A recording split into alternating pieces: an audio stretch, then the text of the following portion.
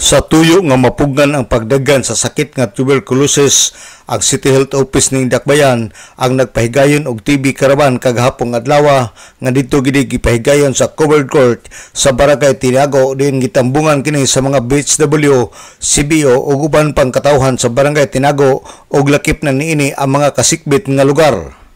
Sa interview ni Alma Sirot, ang Nurse 3 sa City Health Office ug Nurse Coordinator sa National Tuberculosis Program ning Dakbayan sa Osamis, iyang gisaysay nga maong TB karaban maghatag og libre nga X-ray ngadto sa katawhan nga adunay kauban sa panimalay nga adunay tuberculosis nga idarana nga dali matakdan mga BHW nga ang siging gikaatubang ang katawhan sa barangay ug uban pa. Ngaron mintras sayo pa masayran kung aduna bay gihambin nga TB sa lawas.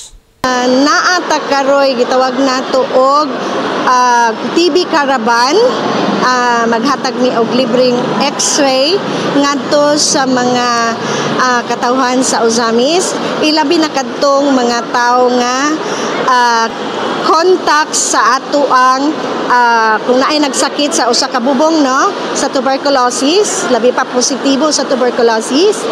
So giauhag nato ang tanan nilang household members nga magpa-contact tracing, no, magpa-examine sa ilahang plema, dayon magpa-X-ray. Aron masigurado nato nga wala pay na takdan sulod sa pamilya. Kani siya libre man gyud siya programa ni sa ato ang Department of Health, no. Dayon ang pinakadako gyud nato nga nag-support sa programa ang PBSP, no. NGO na siya nag bayad sa ato ang mobile X-ray. Kita libre man ta pero sila mo ay naghatag sa nag-support sa programa. So ang tuyo og tumong niini aron matuldukan na gyud ang tuberculosis kay sayran nato nga daghan na kaayo ang mga nakasakit og susama ani nga sakit ang tuberculosis. Si Alma Sirot, Nurse 3 sa City Health Office ug Nurse Coordinator sa National Tuberculosis Program.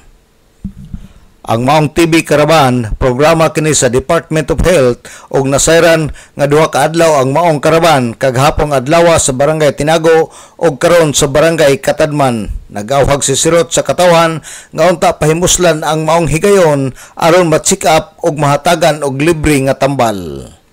Alang sa DXDD Radio Kampana, ang radyo sa simbahan, WD45 Dudong Barcaminto, muduyog sa ika-75 nga kasumaran sa Jubileo sa Archdiocese sa Osamis, Danag sa Dakbayan.